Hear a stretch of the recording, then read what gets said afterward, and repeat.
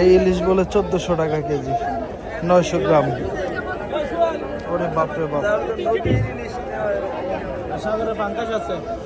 ভাই ওটা কি পোয়া না? ওটা কি জানো তোমা? ওটা কত? ওটা 450 টাকা কেজি, 250 টাকা।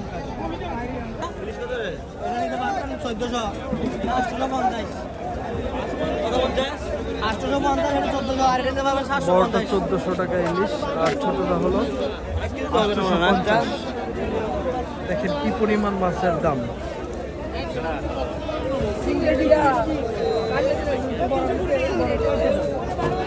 ভাই চিংড়িটা কত লালটা? একদম 600 খুচরা দাম বলতেছেন না পাইকারি? পাইকারি একদম 1 কেজি নিলো একদম। খুচরা